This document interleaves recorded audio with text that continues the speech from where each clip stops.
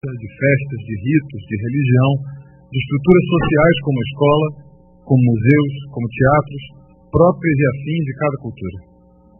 Reduzir o problema à relação escola-família separa, exclui e, pior, corre o risco de importar dilemas típicos de outras sociedades do Norte, rachados entre fundamentalistas e liberais. Em um país que nós vivemos com 13% de analfabetos, com um enorme e incerto número de analfabetos funcionais, onde a violência presente em famílias, presente em escolas, presente na sociedade é crescente, e onde a violência originada na família, originada na escola e originada na sociedade é preocupante, eu creio que nós não podemos nos dar ao luxo de dividir-nos ainda mais. Todos os esforços precisam ser feitos para superar as nossas mazelas.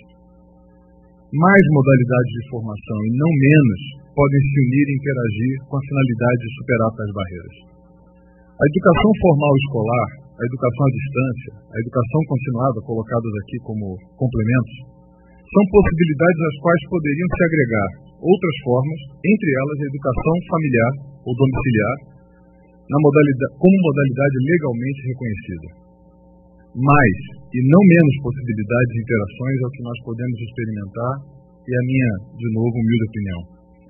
Reduzir as questões à avaliação de conteúdo, discutindo se o conhecimento adquirido é melhor ou pior na escola ou na família, aqui ou ali, erra o alvo. Reduzir a questão da socialização à participação de indivíduos na sociedade ou à superproteção familiar, erra o alvo. Crer que a sectarização de crianças em estruturas que só permitem, ao contrário do senso comum, o convívio entre iguais, como acontece nas escolas, onde crianças têm acesso às mesmas pessoas da sua estrutura social, do seu extrato social, da sua idade, e são depois divididas meritocraticamente em classes avançadas e atrasadas, ou crer que o isolamento da criança, e eu sei que essa escola que eu estou descrevendo ela é diferente daquela dos papéis, é diferente daquela bonita escola dos livros, onde tudo funciona bonitinho e todo mundo tem acesso a tudo. Ou crer que o isolamento da criança, da pluralidade fora de casa, é o melhor caminho, em oposição a isso, também erra o alvo. Por fim, traduz-se em equívoco a compulsoriedade, esse é o tema que eu queria trazer aqui, de qualquer tipo e forma de educação que impeça a diversidade das experiências de formação. Ao invés de privilegiar uma particular forma em relação a outras, nós poderíamos considerar ambas as formas, educação escolar e educação domiciliar, como complementares e em cobeligerância. Ser contra a escola erra o alvo. Como erraria o alvo quem fosse contra um museu ou um teatro? Ser contra a família como agente educador erra o alvo ao reduzir a formação humana a aspectos profissionalizados e burocráticos, retirando dessa formação toda a sua complexidade e humanidade, baseada, fundada e iniciada no âmbito da família e da comunidade. Focarmos, na minha opinião, na queda da compulsoriedade de uma única forma, tentar estabelecer parcerias e reconhecer espaços diversos, me parece o caminho mais adequado. Não é o Estado e a sociedade que autoritariamente devem impor sobre nossos jovens os seus valores. Não cabe também aos pais, de maneira autoritária e desconectada, determinar as vidas desses mesmos jovens.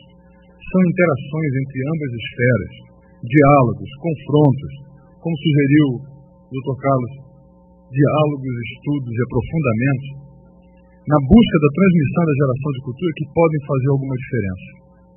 Como exemplo de legislação sábia que poderia dirimir todo o nosso problema, eu queria citar o Ato Educacional Britânico, de número 56, que de um lado constitui a obrigação de proporcionar acesso à educação por meio da matrícula na escola e acrescenta uma pequena palavra, otherwise, ou seja, ou outra forma equivalente, e com isso dirime todos os problemas dentro daquele país, com uma única palavra. Creio aqui usar dessa oportunidade para me lembrar dos perigos da redução da complexidade da formação humana ao processo de educação. Um homem se forma com muito mais do que educação. Da redução da educação a conteúdos preparatórios para o mercado de trabalho e para o consumo. Da redução da vida comunitária ao isolamento dos guetos Sejam eles os guetos na sociedade individualista dos shopping centers, sejam eles os guetos de unidades fundamentalistas microfamiliares. Da redução de possibilidades à compulsoriedade do caminho único da escola.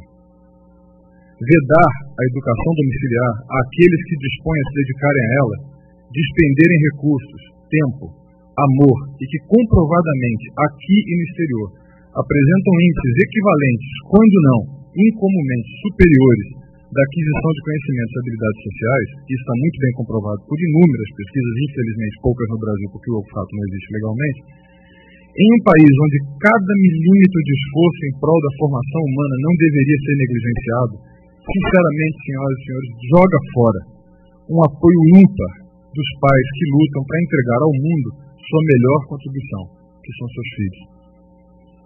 Praticamente, minha sugestão, permita-se a educação domiciliar, registre-se tais alunos nos distritos e escolas públicas próximos à sua residência.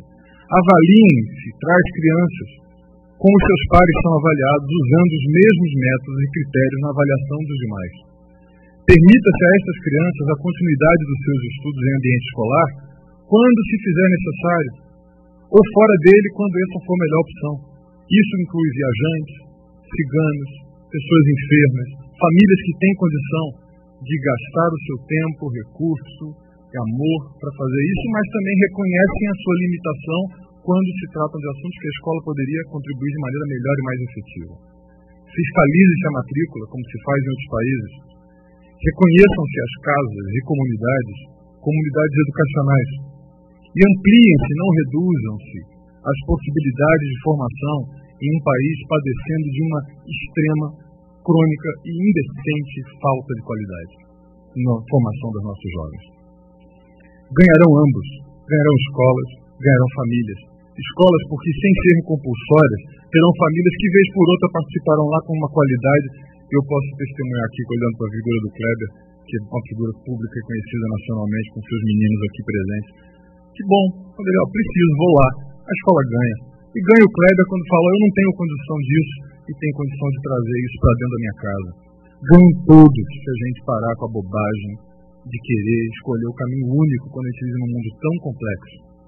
Reconheça-se, como reconheceria, e aqui eu vou citar para terminar, e espero ter ficado no meu tempo, o nosso educador maior nem mais conhecido, nem sempre concordado, Paulo Freire, que dizia ter sido ele mesmo, e quem quiser assistir ele falando isso verbalmente pode olhar no Google, ter sido ele mesmo acesso à educação apesar da escola, como ele dizia, graças ao empenho da sua família, e que talvez por isso ele desenvolveu uma pedagogia popular, extramuros e para além da escola. Em suma, eu acho que a aprovação de um projeto desse faz com que a gente possa, republicanamente, falar que a liberdade abra finalmente as suas asas sobre nós. E é isso que eu queria deixar como meu depoimento aqui. Obrigado. Muito obrigado, doutor Cláudio. Eu quero, primeiramente, registrar que hoje nós estamos comemorando o Dia do Professor. Parabéns aos mestres, aos professores de todos os níveis, educação infantil, ensino fundamental, médio, superior, pós-graduação, todos os mestres, inclusive os futuros educadores domiciliares, todos estão de parabéns. Perfeito. Eu sou simpático. Na LDB existem vários artigos que pregam a pluralidade de ideias, de métodos, de modelos pedagógicos. E eu acho que pode-se fazer um caráter experimental para ver os resultados, né? Bom, eu vou aqui citar que a deputada Bel Mesquita, que é relatora desse projeto de lei 3.518 de 2008, não pode ficar para a audiência, pois preside a CPI de crianças e adolescentes desaparecidas no Brasil, e nesse instante está em audiência pública. Então, hoje é um dia que os deputados estão viajando, muitos outros estão trabalhando em outras comissões, mas esse debate está muito rico pelas apresentações que estão sendo feitas e vai produzir seu efeito. Então, vou passar a palavra para o professor Kleber de Andrade Nunes.